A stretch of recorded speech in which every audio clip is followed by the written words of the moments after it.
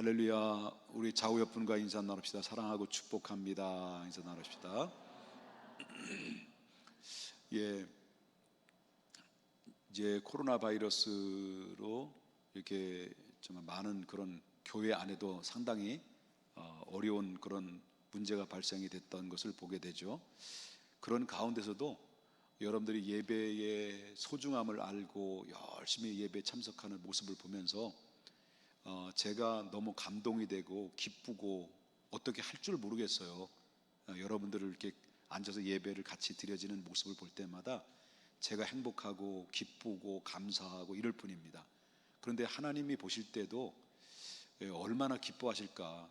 정말 하나님 앞에 예배를 드리고 어려운 환경 속에서도 예배를 포기하지 않고 생명과 같이 지키려고 하는 여러분들의 모습을 사람들이 알아주지 못하고 세상은 우리의 예배 드리는 것을 별로 좋게 여기지 아니하는 환경 속에 놓여 있다 할지라도 하나님은 예배하는 자 그 한 사람을 찾는데 그 한 사람의 주인공이 내가 될 수만 있다고 한다면 그것은 바로 하나님의 기쁨이고 하나님의 영광이 되고 그건 바로 오늘날 우리에게도 하나님의 축복이라는 것을 저희는 믿습니다.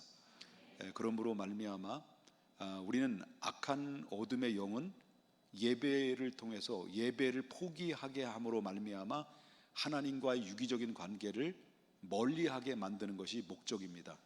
그런데 하나님의 성령은 하나님과의 유기적인 관계를 통해서 무엇으로 연결고리를 하시겠냐면은 예배라고 하는 연결고리를 통해서 하나님과의 친밀한 관계를 계속 갖게 하시는 것이 성령의 역사라고 하는 것입니다.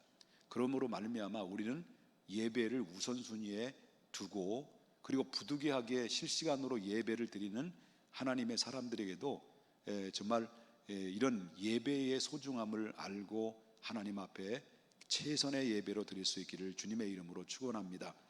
우리가 이제 실시간 온라인 예배를 드리는 데 있어서 그 마음가짐도 이제 서서히 이제 지나게 되면 마음이 희석되게 되고 준비 과정도 마음의 자세도 희석되게 되죠. 처음에는 양복을 입고 그 다음에 모든 시간을 맞춰서 정말 최선을 다해서 예배를 드리다가 나중에는 이제 소파에 앉았다가 누웠다가 일어났다가 그래 나중에는 뭡니까 누워서도 천장을 보고 이렇게 하고 예배 드리다가 그러다가 예배가 예배인지 아닌지를 구분이 안 되는 그런 예배를 드리는 경우들이 많이 있다는 거죠. 그런데 그렇기 때문에 실시간의 예배를 드리든 이 현장에서 예배 드리든 간에 하나님이 찾으시는 자는 영과 진리로 신령과 진정으로 예배 드리는 자를 찾고 있기 때문에 하나님 그 주인공이 되면 정말 하나님이 여러분들을 통해서 영광 받으시고 하나님이 반드시 여러분들에게 보답하시는 은혜가 넘치게 될 줄 믿습니다. 지난주에는 직분자의 원리에 대해서 이제 얘기를 드렸어요. 직분자의 원리에 대해서 말씀을 드렸다고 한다면 오늘은 직분자의 자격에 대해서 하나님의 말씀을 통해서 한번 생각을 하려고 합니다. 자, 초대교회가 오늘 본문에 나오는 초대교회죠. 이 초대교회가 갑자기 부흥이 됐죠. 예수님의 부활의 기점을 통해서 오순절에 마가의 다락방에 성령이 임함으로 저들이 성령의 충만함을 받고 난 다음에 저들은 그 마가의 다락방에서 뛰쳐나갑니다.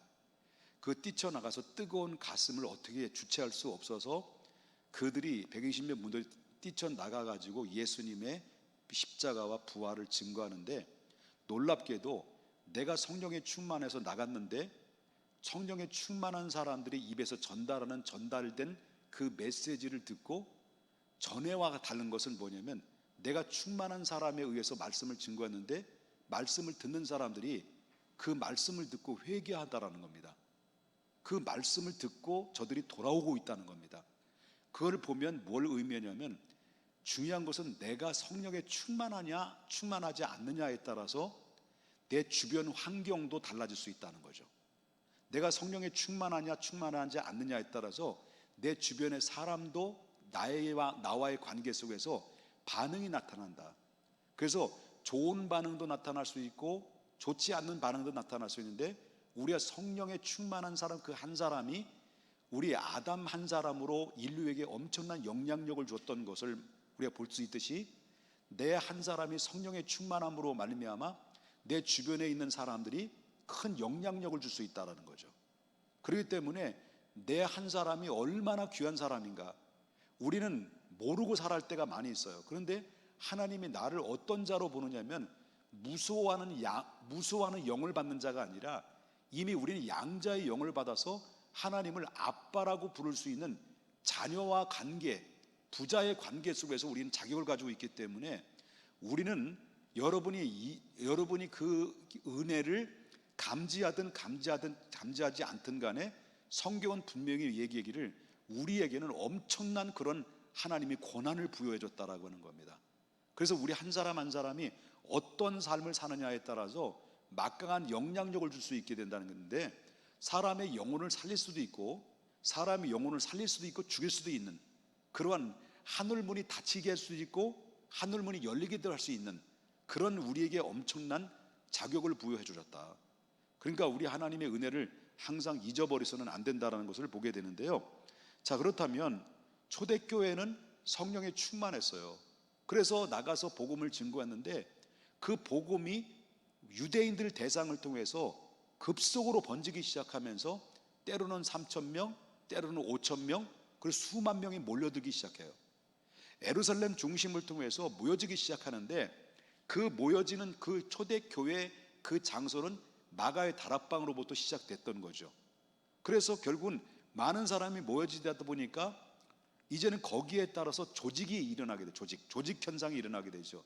그래서 사도 바울이 12명의 사도들이 복음을 증거하는 일에 있어서는 많은 방해가 됐던 부분이 장애가 됐던 것이 바로 뭐냐면 그 안에는 많은 초대교회 성도들 안에는 디아스포라라고 하는 그런 유대교, 소위 말한다면 멀리 먼 나라에서 온 디아스포라의 유대교 출신들이 있고 또 본토의 출신들이 유대인들 출신들이 있단 말이죠. 이 구성원이 두 그 핵심적인 구성원이 되어 있어요. 근데 그 안에서 정말로 가난한 자들도 있을 것이고 외롭게 고독하게 살아가는 사람도 있는데 그때 당시는 바로 뭐냐면 그 초대교회는 자기에 있었던 모든 집들, 땅들을 전부 다 팔았어요. 팔아가지고 하나님께 바친 거예요. 사도들에게 바친 거예요. 재산을 팔고 물질을 팔고 집 팔고 다 팔아서 바치고 그걸 가지고 공동 분배를 해가지고 소위 말한다면 이걸 공산주의가 여기서 따왔다는 얘기도 있어요. 그난 공산주의에 대해 잘 모르겠는데 그런 가운데서 분배를 했어요. 그래서 가난한 자들, 어려운 자들을 분배를 하는 일에 사람들은 많아지게 되고 포화 상태고 사도들은 해야 될 일이 많이 있는데 그들의 구제 사업에 거기에 열중하다 보니까 사도들이 뭘 잃어버리냐면 본질을 잃어버린 거예요. 사도들이 본질이 뭐예요? 성령의 충만한 가운데서 바로 그리스도의 십자가와 예수님의 부활의 복음을 전하는 것입니다. 말씀 전하고 기도하는 일에 사도들이 해야 될 그 몫인데 사람들이 많다 보니까 그 모든 구제 사업과 이런 모든 사업들을 하다 보니까 사도들이 해야 될 일들이 잊어버린 거예요. 그래서 안 되겠다라고 생각해 가지고 사도들이 복음 말씀과 기도하는 데 전무를 하고 여기에 행정인 업무나 그리고 또한 여기 구제 사업을 주도하고 그 일들을 맡아서 책임질 수 있는 일꾼을 세우기로 작정했던 거죠. 그 일꾼으로 세우신 작정된 그 사람들의 명단이 오늘 7명의 주인공이 등장이 돼요. 그 7명이 등장이 되는데 근데 이 일꾼들을 이제 뽑게 되죠. 일꾼들을 뽑게 되는데 그 일꾼들의 직분자로서 세우는 데 있어서 이들은 어떤 자격 조건을 가지고 있는 사람을 세웠느냐라고 하는 거에 대해서 오늘 본문에서 말해주고 있다라고 하는 거죠. 그러면 오늘 본문에서는 그 직분자의 자격을 어떤 자로 기준으로 삼아서 세웠느냐를 때 첫 번째는요, 성령에 충만한 사람을 세웠다는 거예요. 성령에 충만한 사람. 그래서 여러분 3절에 보게 되면 형제들아 너희 가운데 뭐가 성령과 지혜가 충만하여 이런 말이 나오죠. 성령이 먼저 나와요. 그러면 7 집사님 중에서 다시 말하는 직분자의 자격에서 가장 기본적으로 첫 번째 우선순위를 두고 있는 게 성령에 충만한 거예요. 이 사람이 성령에 충만한 사람이냐 충만하지 않는 사람이냐라는 우선순위로 일꾼을 세울 때, 직분자를 세울 때 뭘 보고 세웠느냐면 저 사람은 성령에 충만한 사람이냐 아니냐를 보고, 그래서 일꾼을 세 우선순위로 두는 것이 성령에 충만한 사람을 이렇게 세웠다는 거예요. 이게 세웠다는 거예요. 선별했다는 거죠. 그래가지고 성령에 충만한 이 역사 속에서는, 여러분 성령의 역사는 구약에는요 제한적으로 역사하셨어요. 제한적으로 역사하셔서 필요할 때만 성령이 임하셔서 하나님의 영이 임하셔서 제한적으로 역사를 했었어요. 근데 이 신약에 와서는 예수님이 이 땅에 오시고 십자가를 완성하시고 그리고 부활하시고 올라가시는 대신에 예수님이 뭐라고 하냐면 내가 올라가는 대신에 누굴 보내주겠다고 약속하셨어요? 보혜사 이만희님을 보내주겠다고 했죠. 예수님이. 예? 예수님이 내가 올라가는 대신에 보혜사 이만희 선생님을 보내주겠다고 했어요? 그냥 보혜사 성령님을 보내주겠다는 거였어요? 그렇죠. 절대 성경 안에는 이만희님이 나오질 않아요. 나온다 하더라도 이건 자의적인 해석으로 방법으로 억지로 끼워 맞히식으로 상징적으로 관념적으로 그 이름을 끼워 넣어서 자기 이름이 등장된 거지, 성경 어디를 뒤져봐요 이만희가 나오나. 저만희도 안 나오고 이만희도 안 나오고 그만희도 안 나오지. 보혜사 김옥복이라고는 모를까? 여러분 그렇잖아요. 그래서 예수님이 올라가시는 대신에 보혜사 성령님을 너에게 보내주겠다라고 했을 때 그 약속대로 예수님 부활하시고 승천하시고 10일 후에 그 약속하신 보혜사 성령님이 임재를 했단 말이에요. 근데 임재하신 그 성령님은 바로 구약에는 제한적으로 역사했다면 신약의 이후부터는 바로 영구적으로 계속 성령의 역사 속에서 임하였다는 거예요. 그래서 여러분과 저가 예수님을 우리가 예수 그리스도를 믿잖아요. 예수 그리스도를 영접했을 때 누가 우리 가운데 역사하셨기 때문에 가능했어요? 그래요. 성령이 우리 가운데 역사하셨기 때문에 예수님을 영접할 수 있었지, 성령이 아니면 내가 주님이라고 부를 수가 없었던 거예요. 그렇기 때문에 성령의 역사가 강력하게 역사하는데, 이 성령의 역사는 바로 어쩌다 임하는 것이 아니라 계속 이 땅 가운데 역사하셔서 우리 모든 믿는 사람들을 교육하고 책망하고 바른 의로운 길로 인도하시는 성령의 역사는 아직 떠나지 않고 계속 우리 가운데 임하여 주셔서 여러분의 마음 가운데, 여러분의 가정 가운데, 여러분의 우리 환경 가운데 계속 지배적으로 우리 가운데 영구적으로 지금 역사하고 있다라고 하는 거예요. 그런데 이 역사하고 있는 성령의 역사가, 어떤 사람은 성령에 충만한 사람이 있고 어떤 사람은 성령에 덜 충만한 사람이 있고 어떤 사람은 성령에 충만하지 않는 사람이 있어요. 예수님 똑같이 믿는데도, 예수님을 똑같이 예수님 믿는 사람일지라도 성령에 충만한 사람이 있고 성령에 충만하지 않는 사람들이 있다라는 거죠. 그런데 오늘 직분자로서 세우는 기준에 있어서는 그때 당시에 성령에 충만한 사람을 세웠는데, 성령에 충만한 사람의 뭘 보면 아냐면, 겉으로 뭐 기도 많이 하고 얼굴 환하게 하고 맨날 웃고 이런 사람만이 기도 많이 하고 성령 충만하다라고 사람들 평가하는 게 아니라는 거예요. 그래서 뭐 눈에 뭐가 보이고, 저는 백내장 정도 이렇게 기미가 보여가지고 뽀얗게 보이는데, 뭐 눈에 뭐 보이고 뭐 하얀 소복이 나타나고 뭐 이런 것만 성령의 충만함이 아니라, 성령의 충만한 증거는 바로 뭐냐면 그 삶이에요. 누굴 닮아가는 거예요? 그리스도를 닮아가는 그 삶이 성령의 충만한 증거라고 하는 것이죠. 그래서 여기 집사들이 소위 말한다면 일꾼을 세우는 데 있어서 기준은 성령의 충만함인데, 어떤 외형적으로 드러나는 성령의 충만함이 아니라 내면적으로 성령에 충만해서 그 삶이 예수님의 뜻대로 살아가고 예수님의 포커스를 맞추면서 살아가는 사람을 가지고 성령에 충만한 사람이라고 이렇게 평가를 받았다라는 거죠. 그렇기 때문에 오늘날 직분자들에게 절실하게 필요한 것이 뭐냐면 성령의 충만함이에요. 성령에 충만하지 않으면 그 직분을 능력 있게 감당할 수 없다라는 거예요.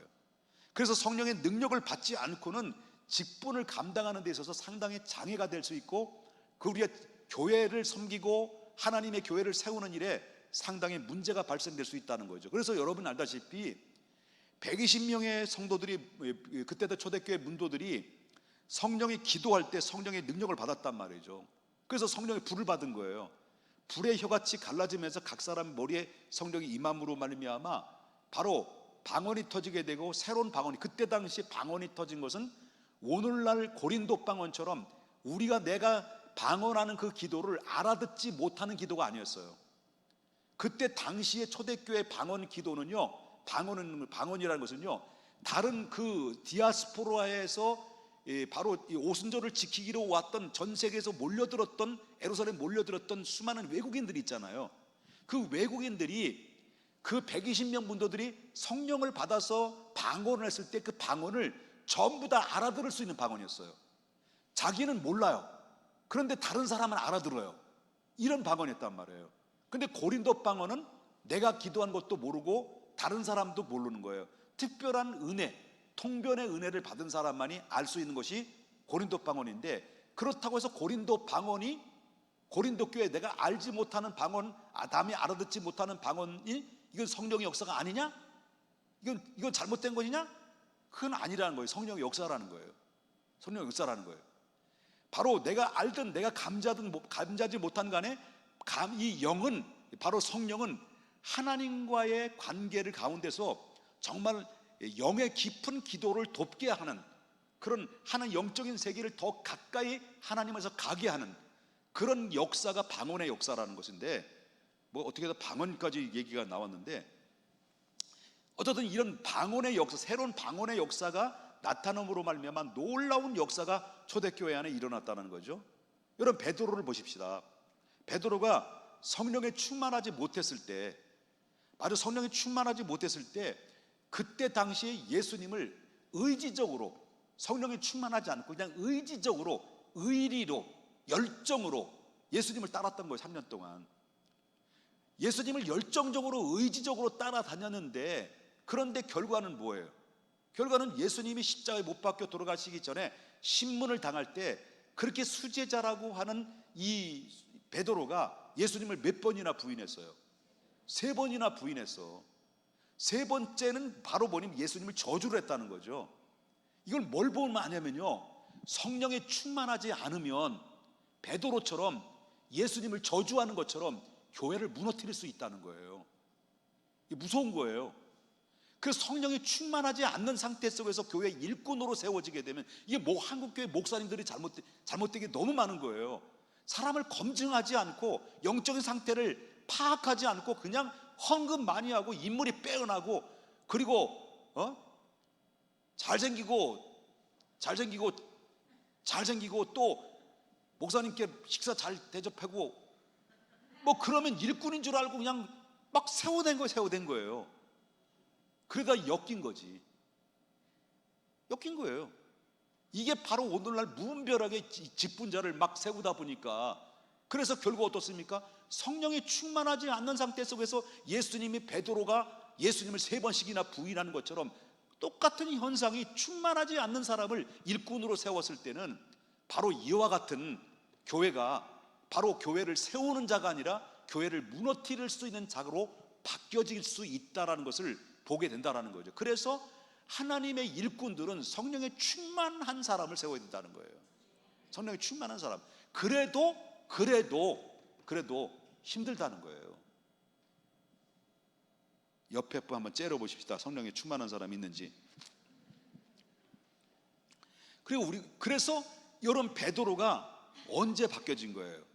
성령의 충만함을 받고 난 다음에, 그때 비로소 목을 내놓고 예수를 증거한 사람으로 바뀌어지게 됐다는 것을 보게 되는 거죠. 그래서 우리가 성령의 충만함 받지 못하면 언제든지 우리에게 주어진 이 직분이 내팽개칠 수도 있다는 거예요.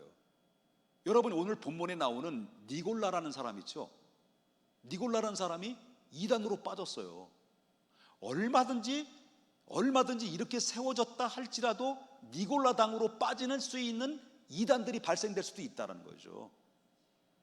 그러니까 우리는 하나님을 믿되 두려운 마음 가지고 믿어야 돼. 은혜로운 하나님이지만, 은혜로 공급하시는 모든 것이 은혜로서 우리 자유함을 주셨지만은, 그러나 언제든지 나는 탈선할 수 있는 가능성인데, 탈선할 수 있는 가능성이 언제 가장 나를 취약하게 결국 탈탈 털리느냐, 그것은 바로 뭐냐면 성령에 충만하지 않을 때 나타나는 현상이에요. 그래서 우리는 늘 성령의 충만함은, 우리는 늘 하나님 앞에 기도해야 돼요. 하나님, 내게 성령의 충만함을 달라고. 그래야 하나님의 일을, 하나님의 주님의 사명을 잘 감당할 수 있다. 이제는 직분자들이 성령의 인도로 모든 것을 완전히 맡기고 성령의 도움을 받아서 비로소 직분자의 일을 감당하게 되는 거예요. 직분자는 감당할 때, 여러분, 왜 직분자들이 이렇게 그 사명을 감당하다 시험을 드는 이유가 바로 뭘까요? 아까도 말했지만 성령에 충만하지 않으면 그래요. 시험 들 수 있어요. 일을 하다 보면 열심히 일을 해요. 헌신도 해요. 헌금도 생활 잘해요. 근데 성령에 충만하다가 충만을 잃어버리게 되면 뭐예요? 금방 뭐예요? 시험 든 상태 속에서 결국은 뭡니까? 주의 일을 하긴 하는데 거기에는 아무런 보람도, 아무런 기쁨도, 감격도 되죠. 그래서 여러분, 신앙생활이라는 것은요, 바로 날개가 돼야 되지 짐이 되어서는 안 되는 거예요. 신앙에 병이 들면 그건 짐이 되는 거예요. 예배도 짐이 되고, 구역 예배도 짐이 되고, 그냥 구역장님이 보면 저승사자 같이 보이고, 이렇게 보여주는 거, 그게 무슨 증거예요? 이거는요, 이게 병들었다는 증거지. 네? 병들었다는 증거예요. 그래서 우리는 뭘 받아야 돼요? 성령은 여러 각도로 역사하셔요. 때로는 성령은 비둘기처럼 역사하십니다. 그렇지 않으면 혈기만 앞세워서 늘 교회에 문제를 일으킬 수 있어요. 그래서 성령의 비둘기처럼 우리는 성령의 은혜를 받아야 되고요, 성령의 기름처럼 성령이 임해야 되는데, 그럴 때 그렇지 않으면 교회 일을 하다가 바로 뭡니까? 기름이 안 채워지게 되면 우리의 모든 봉사의 직은 삐그덕거리게 돼요. 소리가 날 수밖에 없어요. 소리가 날 수. 여러분 보세요. 관절이 기름이 다 사라지면, 관절이 다 닳아버리면 무릎팍에서 무슨 소리가 나요? 삐그덕 퍽퍽, 삐그덕 퍽퍽, 그 소리 나잖아. 마찬가지 성령의 기름 같은 성령의 은혜를 받지 않으면 우리는 그 사역의 교회 안에서 시끄러운 삐그덕 하는 소리가 발생될 수밖에 없다는 것을 보게 되고요, 성령의 불을 받아야 돼요. 불을 받을 때 바로 우리 안에 열정이 식지 않고, 열정이 식지 않는 가운데서 우리는 봉사를 할 수가 있다는 것을 우리가 보게 된다는 것이죠. 자, 그렇다면 그러면 목사님 왜 자꾸 직분자 얘기합니까? 나는 아직 멀었는데, 나는 아직 어린데, 그렇게 얘기할 수 있잖아요, 학생들. 그죠? 왜 직분자하고 여러분, 학생들하고 지금 우리 저 학생부들하고 직분하고 별 상관이 없는 것처럼 여러분, 나하고 상관없는 거야, 이렇게 생각할 수도 있단 말이에요. 왜 상관이 없어? 여러분들도 직분자지. 그치? 그래 안 그래? 여러분들 직분자예요. 어떤 직분자? 우리 평택 중앙교 대를 이을 직분자. 그래서 대들보. 여러분들 대들보예요. 대들보. 박수 한번 쳐요. 요즘 여러분 교회에 이렇게 주일날 이렇게 나오는 애들이 어디 있어? 그렇잖아요. 얘들 주일날 오후 예배만 참석한 줄 아세요? 여러분들 금요기도에 안 나와도요, 얘네들은요 금요기도 안 나와. 금요기도 나와요. 학생들이 금요기도 나온다니까. 공부하기 싫어서 때로는 그럴 수도 있지. 그러나 사모하는 마음으로 나오는 모습들을 보면 늦게 오든 일찍 오든 간에 뒤에서 이렇게 오면요, 제 마음이 너무 흐뭇한 거예요. 앞으로 대들보 성령의 충만한 일꾼들. 나는 이 미래를 보면서 또 뭡니까? 외모도 뭐 얼마나 빼어나, 성품도 얼마나 좋아. 가끔마다 모이면 얘들이 뭘 가지고 오는지 4층에 피자 2조각 가져왔어요. 너무너무, 난 최고 이쁠 때 간식 가져올 때가 최고 이쁘더라고. 다음 주에 또 만나요. 4층에서. 너무너무 이뻐. 너무너무 이뻐. 너무너무, 너 아무리 봐도 너무 이뻐요.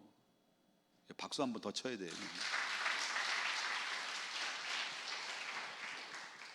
여러분, 청년들 다 어디 갔겠어요? 주일날 PC방 가겠지. 여러분 PC 게임 좋아하죠? 별로 안 좋아해요? 아유 바보들. 아유 도대체 게임도 안 하고 뭐 하고 다니는 거예요 도대체? 여러분, 우리 모두가 난 직분자 외의 사람이라고 생각하면 안 돼요. 우리 모두가 예수 그리스도를 믿는 자는 하나님의 자녀이고, 하나님의 자녀는 모두가 직분자라는 걸 알아야 돼요. 하나님의 자녀는 특권이야. 특권을 가진 모든 사람들은 또 의무가 있어. 그 의무는 자기의 직분자라는 걸 잊어서는 안 된다는 거죠. 목사님 왜 자꾸 요즘 들어서 직분자 세워야지. 앞으로 세울 때 기준을 뭘로 봐야 되느냐? 성령에 충만한 사람을 봐야 돼요. 그 다음에 많은데, 그 다음에 지혜가 충만한 사람을 세웠고, 그 다음에 믿음에 충만한 사람을 세웠고, 그 다음에 마지막으로는 모든 사람에게 칭찬 듣는 사람이. 그래서 여러분, 일꾼이 세워질 때는 첫째는 성령에 충만한 사람, 두 번째는 지혜가 충만한 사람. 어떤 사람은 지식이 충만한데 지혜가 없어. 이런 사람을 가지고 뭐라고 말하냐면 곰탱이다. 곰탱이. 똑똑해. 아주 똑똑해. 근데 하는 짓을 보면 곰탱이 짓을 해요. 밀어내. 그래서 여러분, 군대 가면 고문관이 있죠. 고문관들의 특징이 바로 뭐냐면 범생이들이에요. 반에서 1, 2등하고 서울대학 나오고. 서울대학만 별로 안 좋아해. 남서울대학을 좋아하지. 예? 고문관들이 다 거기서 하는 거예요. 고문관. 그러니까 사람이 지식이 있고 똑똑한데 지혜가 없는 사람이, 지식과 지혜는 달라요. 그런데 한 가지 기억할 것은요, 지혜는 어디서 오느냐? 성령에 충만한 데서 오는 거예요. 성령에 충만한 데서 나오는 결과물이 지혜예요. 그래서 저와 여러분이 성령에 충만하면 뭐도 따라오는 거예요? 지혜도 따라오는 거예요. 지혜도. 그리고 세 번째, 빨리빨리 진행하는 거. 지금 눈치를 좀 다 채고, 그 다음에 믿음이 충만한 사람이 있어요. 그래서 어떤 사람이 정도 돼야 되냐? 이 정도는 돼야 돼. 일꾼은. 담임 목사가 어떤 하나님의 비전을 가지고 한 딱 프로젝트를 가지고 그 일을 추진하려니까 이젠 옛날 같지 않아. 젊었을 때는 불도자처럼 막 미십니다. 일 저질러 놓고 그 다음에 뭐냐? 그 다음에 뒤처리를 하는 거예요. 나는 일 저질러 놓고 성도님들은 뒤처리를 하셨단 말이에요. 옛날에 내가 그랬어. 돈도 안 되는데 50만 원밖에 안 되는 거 가지고 막 5천만 원짜리 가지고 막 이렇게 일을 저질러 가지고 우리 집사님들 모든 시켜가지고 그랬단 말이에요. 근데 지금은 나이가 드니까 뭘 하려고 하니까 조심스러운 거예요. 생각하고 자로 재고, 그리고 또 뭡니까? 주저하고. 이럴 때 주변에서 일꾼이 필요한 사람이 뭐냐면, 목사님 뭐 그렇게 걱정하세요? 무언 생각이 많아요? 그냥 믿고 하십시다. 이럴 수 있는 사람이 일꾼이라는 거예요. 뭐 하나님이 함께 하실 때 뭘 걱정하십니까? 목사도 때로는 믿음이 약해질 때 있단 말이에요. 왜냐면 교인 눈치 보지. 부담 주는 거 아닌가?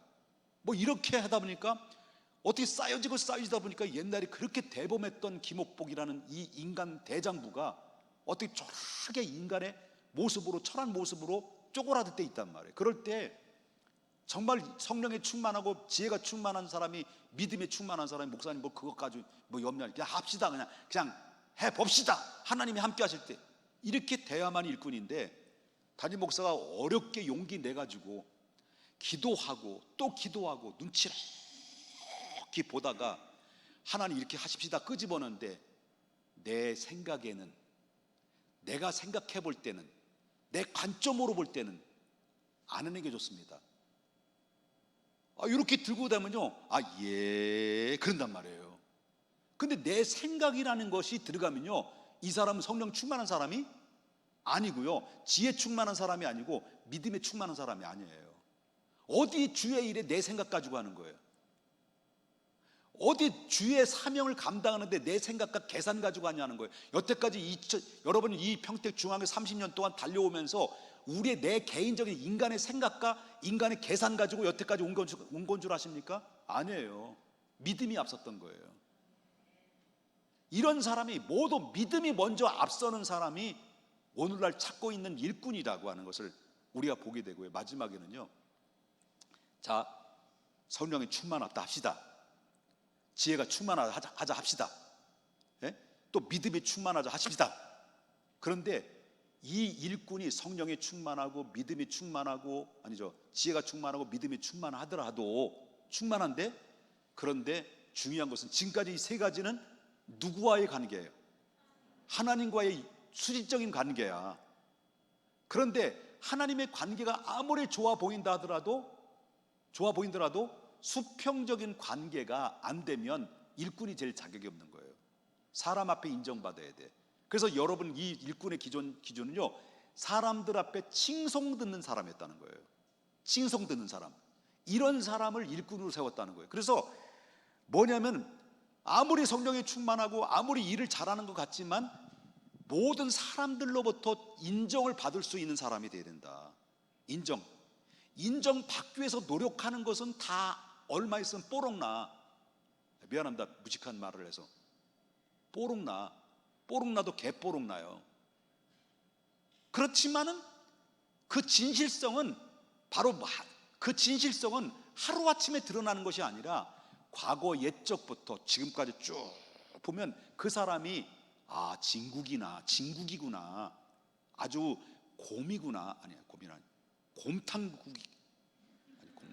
곰탕이구나, 이거를 드러나게 된다는 거. 드러나게 된다.